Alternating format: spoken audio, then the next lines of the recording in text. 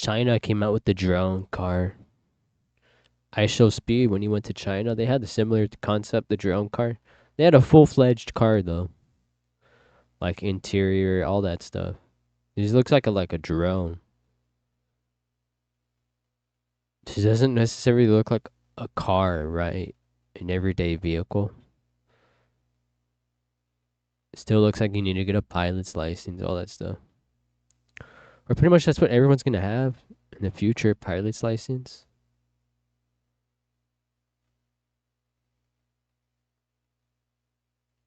A helicopter. A drone is like technically a giant drone is technically a helicopter at that point. Thinking of Bill Burr too, how he had his he got his like really like couple years. He's been on about that early on about. I don't know if Bill Burr saw the future, like everyone's gonna be having flying cars, drones. But that's what I think of.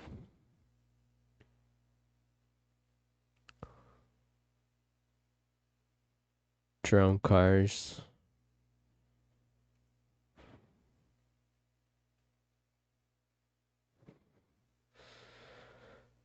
We'll see we see the one of Speed doing it. Jetson one, a personal flying vehicle for having fun. This was 3 years ago.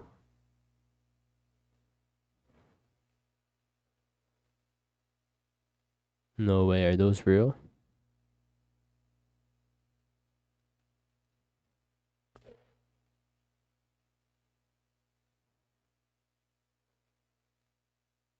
Yeah, the cars that release drones.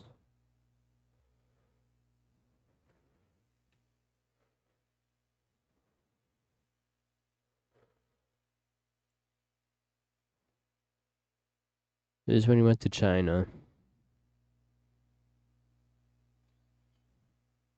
It still looks like a giant drone.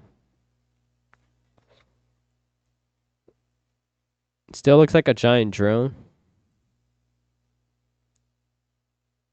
Come on.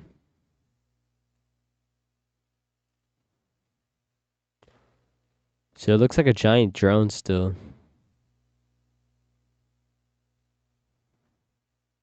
Let's see what they're telling him.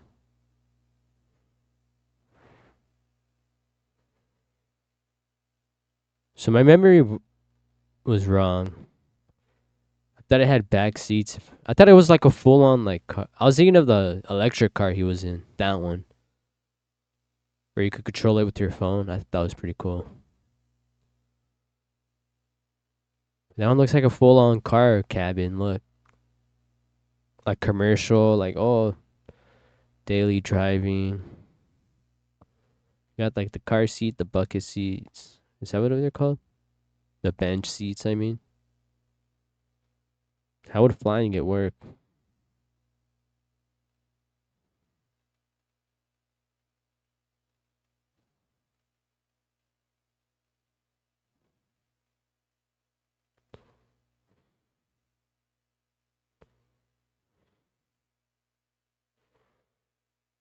So it has like a really car interior. Look at that, like the air conditioning.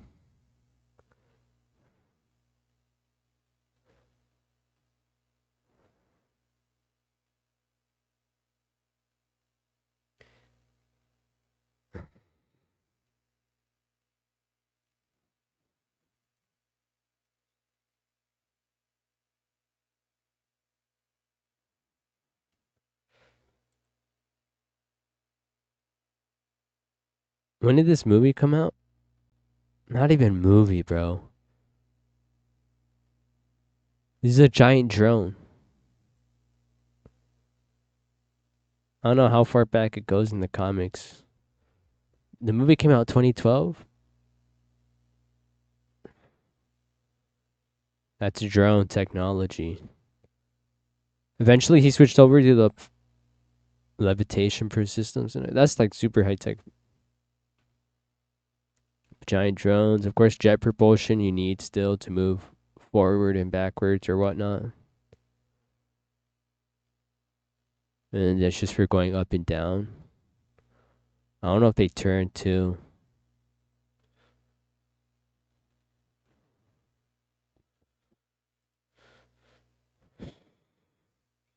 But drones are the reason. When were the first drone? Public drones. Because the military always had drones, but they're giant, like airplanes for dropping missiles and weapons.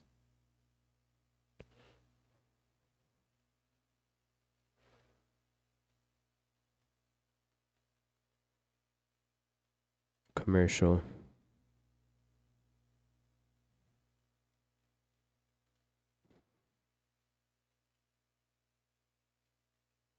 The first commercial drone in the 60s by T-Hawk.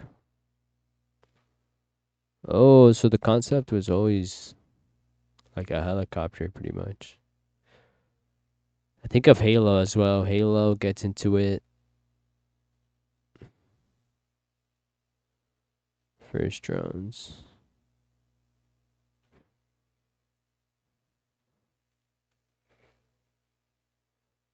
When did drones come out?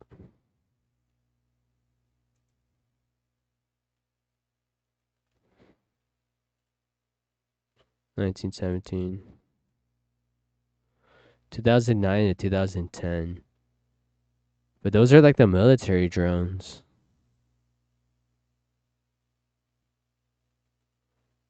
Yeah, the evolution of drones. I don't know how accurate this is. Was it pre 2012? Nah, I'm sure they came out. I remember growing up with the toy helicopters, right?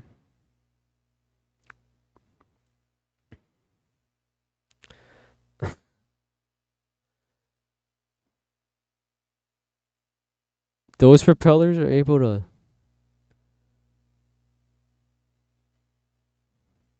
1, 2, 3, 4, 5, 6, 7. A helicopter has a giant one.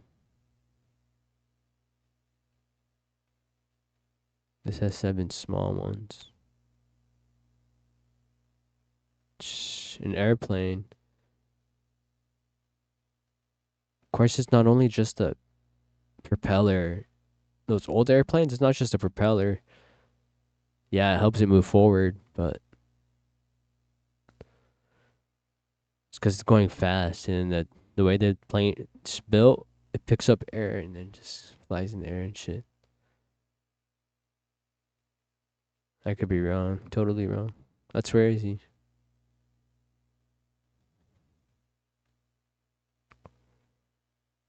He's not the one controlling it either.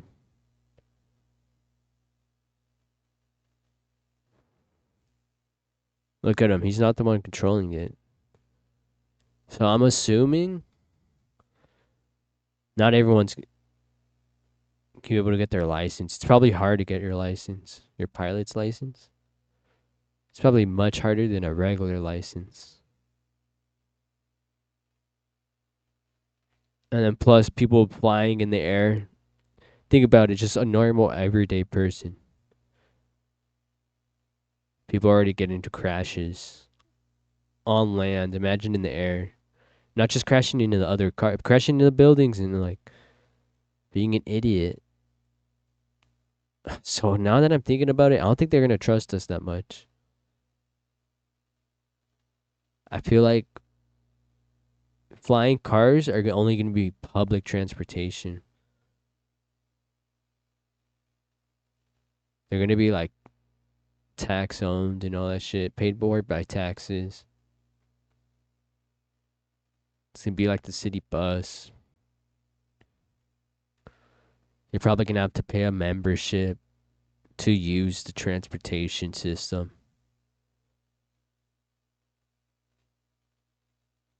Cause no way they're gonna let people, everyday people, fly those. The airspace, air comms, is that the right word? Those jobs are gonna go up. I don't know if they're gonna trust AI for that kind of stuff. Cause I feel like you need a real person to tell you what's going on the other line, right?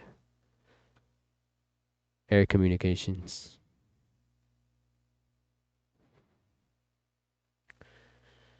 Is that the right word? Air communications?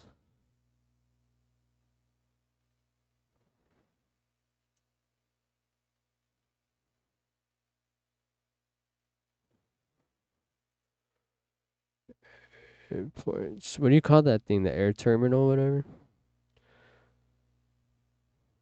Air traffic control. I'm an idiot.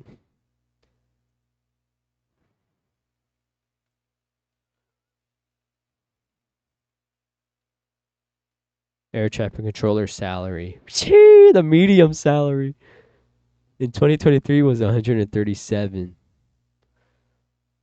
Six figures. You're looking at six figures.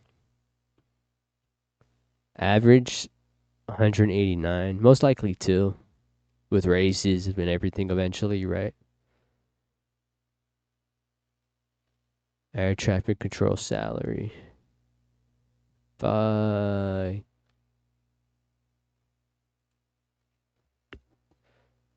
I think of this movie now.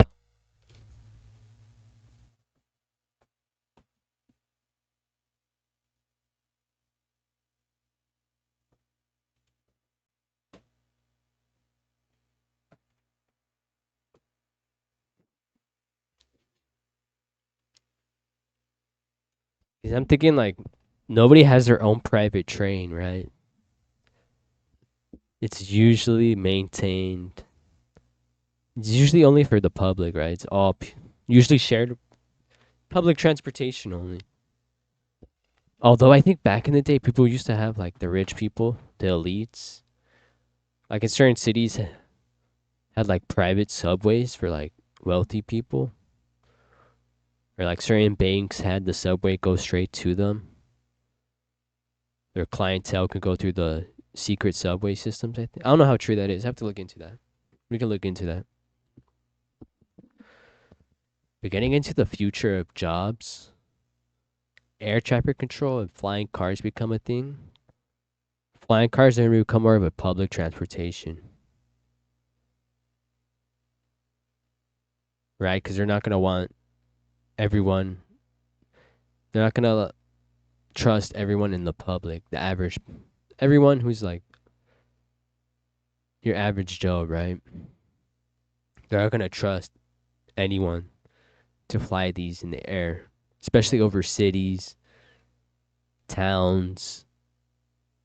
You know, accidents happen, right? Hell no. They're gonna train pilots. Because look at Speed. He's not even flying it. Either that, or if you do buy these, you're gonna have a control. A straight up video game control. It depends. Now it depends. If they're easy to fly, that's the that's the major factor. Depending how easily they're able to fly. Of course, safety features. They could put autopilots. I mean, they're already doing it with the cars, right? They can implement that in, but then you got to worry about fuel and places to land when you're running out of fuel and how to recharge. That's when it becomes public. And I'm thinking of this one movie, a perfect movie. Of course, it's a movie. It's fictional, but it gets into some real life shit, like shit we never think of, everyday stuff. And we people think that the planes, people never think of like the planes in the air, the trains on the land. People never really think of the maintenance, and not just that, the people controlling where where those vehicles go. Because even on land, the train systems, they're controlled by people. You ever seen this movie, Falam? The Taking of Pelham 123. John Travolta's Denzel. Where they get into a little bit like how trains operate, public transportation, transits, trains, whatever they're called.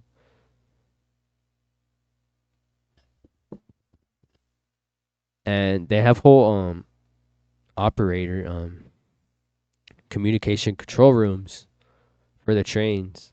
Control the tracks, which trains go on which tracks, prevent trains going on the same tracks colliding with each other. So there's a huge job market for communications and trains, controls, communication controls, and all that stuff for trains.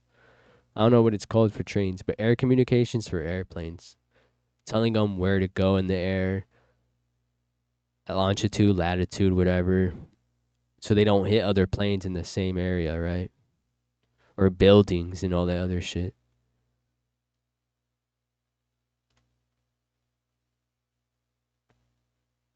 Of course, buses too. I'm sure buses work similar with a whole communication center telling where the buses to go, drop off.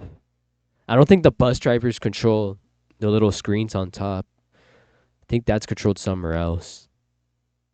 And then they get called in and be like, "Oh, you're going here now," and then they change it from there in the control room, right? I don't know how buses work, but a lot of public transportation, it's coordinated. So we go back to here. Oops.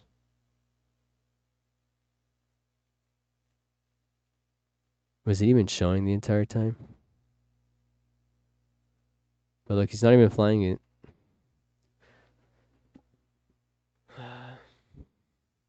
It's a good movie. Check it out. It's really good.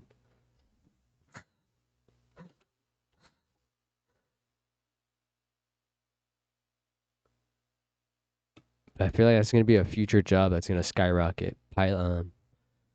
Air traffic control communications. I mean, you think of cops too. The the cops who are on the cops who take the phone calls. I forgot what they're called. Phone operators. That used to be a big job market. Phone operators. You'd have to call and ask who you want to call, and the phone operator would plug you in to the line of the person you want to call. Like physically, literally plug you into the line of the person you want to call. But of course, the advancement of technology and everything, like computers and all that stuff, it's become much more automated and easier to do it. Not necessarily physical lines anymore. The cloud, right? And all that other stuff. But I feel like this is going to be a job market. Air communication controls. Flying cars are going to go into play. Flying buses is eventually what they were going to want. Flying buses. Or cars, you know? Ubers. Flying Ubers, pretty much.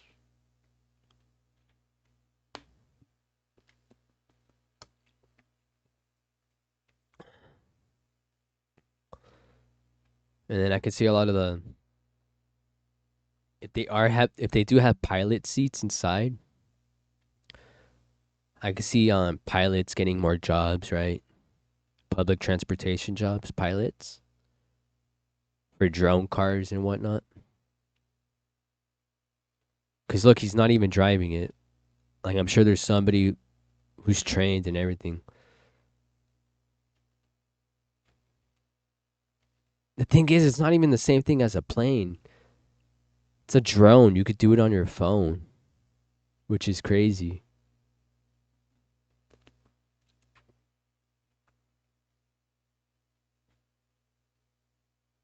I don't know.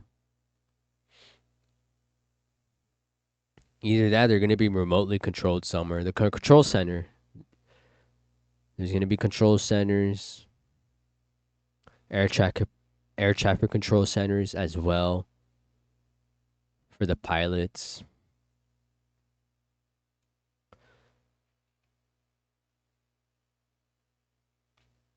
It's going to become a big thing. Maybe 5, 10 years.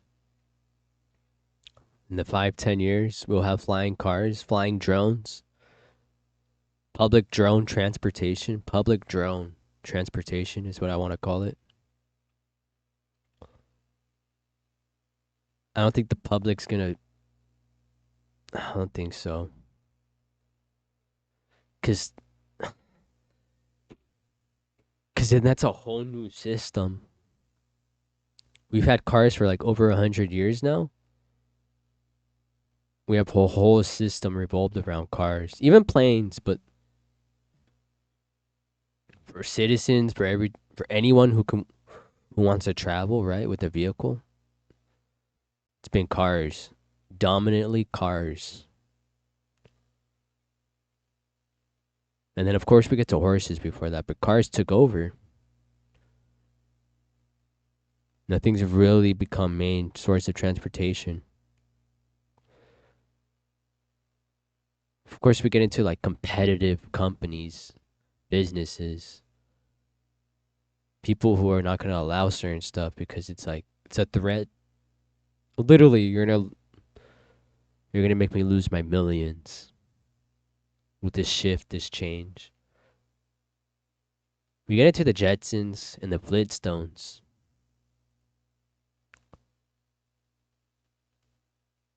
And then there's gonna be a whole new class, economic class of people. I think of the Flintstones. Supposedly the Flintstones and the Jetsons are in the same universe. And notice how in the Flintstones they have cars, but they're like moving it with their feet. Right? They're moving it with their feet, but it's a car. It has wheels. I think it's a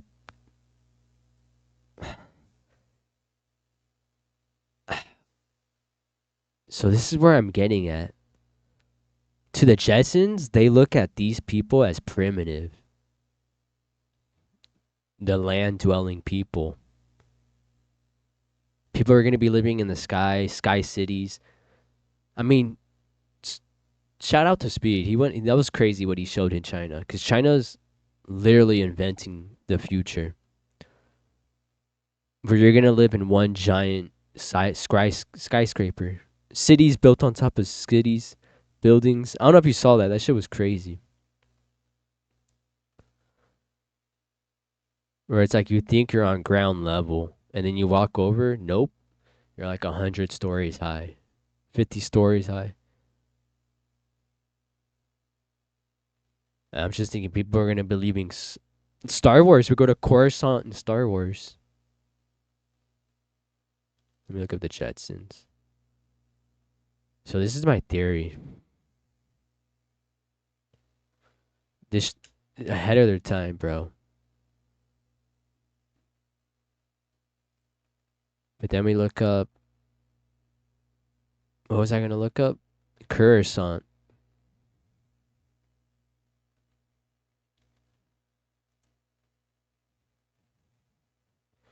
I spelled it wrong, huh?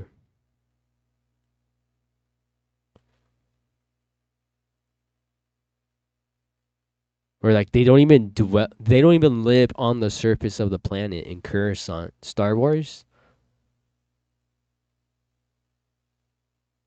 The bottom level is low class society. It's poor. It's thugs. It's all that crazy stuff. That's like the surface of the planet.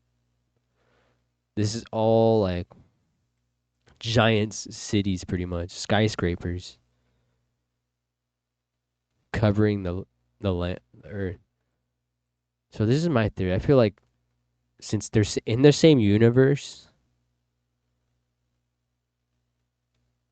it's people, the wealthy people, move to the sky, and then leaving behind what they see as primitive, cars, earth dwelling people. I feel like this is an over exaggeration of like modern day cars, right? Like the Jetsons would be like, oh, they got cars. That's like so ancient. That's so primitive.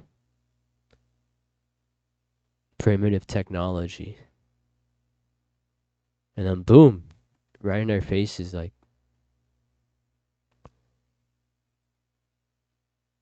this isn't in the past. This is the present day.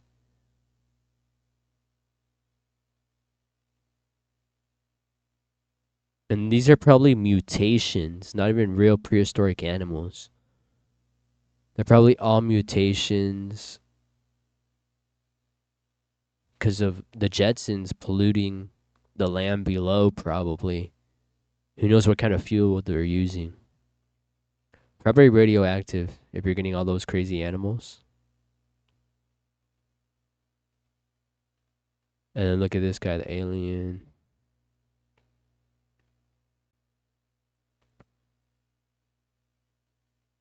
I don't know. The future is looking kind of crazy. There is already a huge gap in economic classes right now.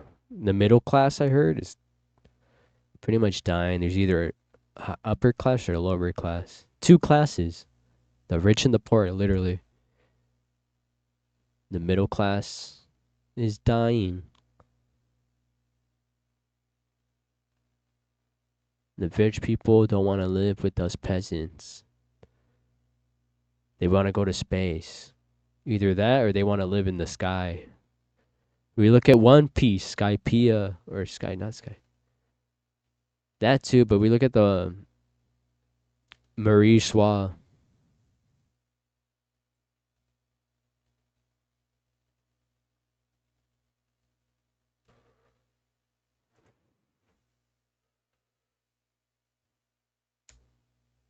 They live so high in those top of the mountains. We look at the ancient history, the Greeks, Olympia, Mount Olympia, the Tower of Babel.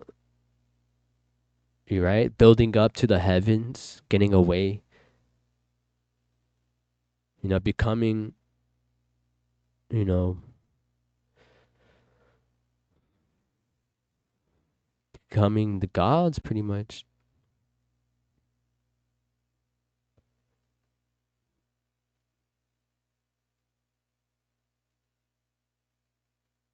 What's that one place called?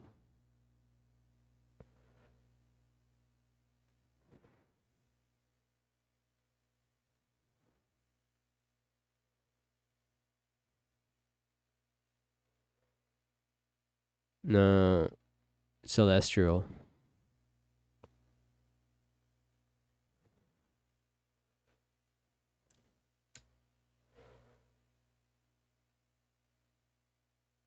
I spelled it wrong. But they live in Marie Schwa, right? Way above the peasants.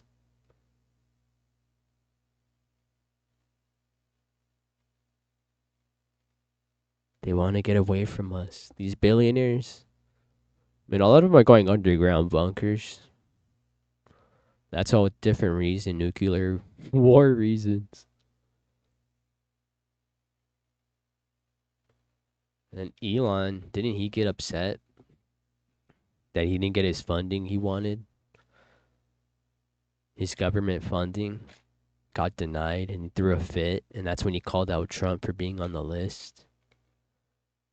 Which is probably true, but it's like, why are you calling him out right now? Because you didn't get what you want, like a big baby. But he probably just wanted money, because he's like, I don't have enough money to get off this planet yet. I'm just gonna make the government pay for that. I'm sure he brought up the idea to Trump. He was like, "Oh, I already have plans for cities on the moon or on the Mars. Or I already got ideas how to produce oxygen, maintain oxygen, how to produce it." Like, but Trump's probably all like, "Nah." Since he's the president, since he has like access to the military, I'm sure that he doesn't have like full access to like what the military has. But as a president, he probably thought to Elon like, we don't even have the technology yet to colonize other planets. Chill out. He did want to do Space Force. And the whole theory was that like, oh, it's for aliens. Because there's a possibility we'll go to war with the aliens. And there's theories that they're like some Star Wars shit. The aliens have a pact with each other not to include us into the galactic federation pretty much at that point. I don't know. It's some crazy shit.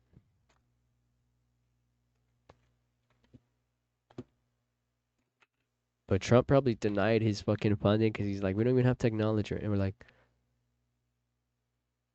he probably knows we don't have the technology to like colonize other planets. So he probably took Elon's. Who knows? Maybe Elon already has bases on the moon. Because I feel like it's the perfect place to go. I know China, for a fact, China is doing stuff on the moon. The dark side? We'll look into that. The dark side of the moon.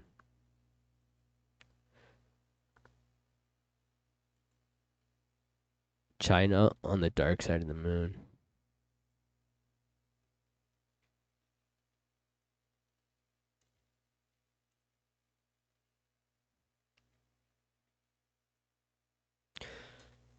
And I think of Transformers, Dark Side of the Moon. That was 5 years ago. This is 3 info beyond. I don't know how accurate this is going to be.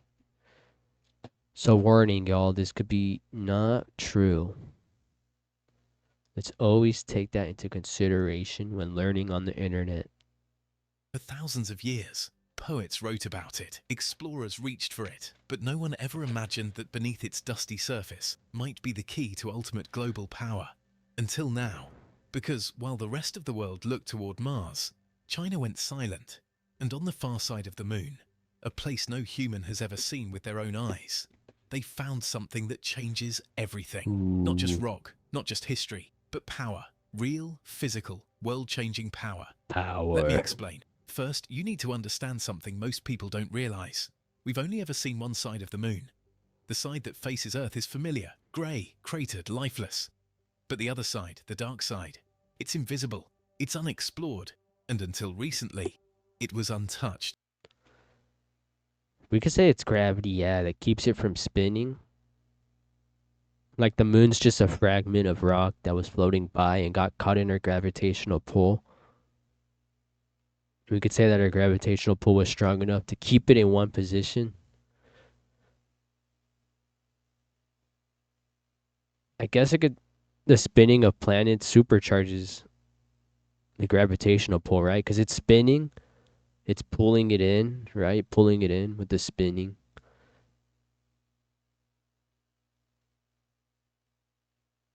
But it just doesn't make. Do other moons spin? Do.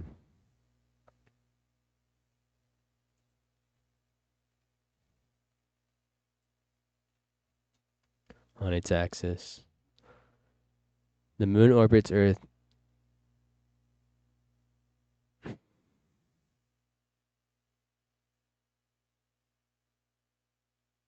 But this is our moon. Other moons.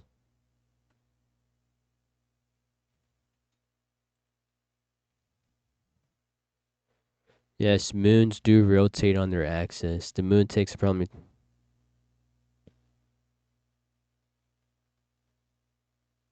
As it orbits Earth.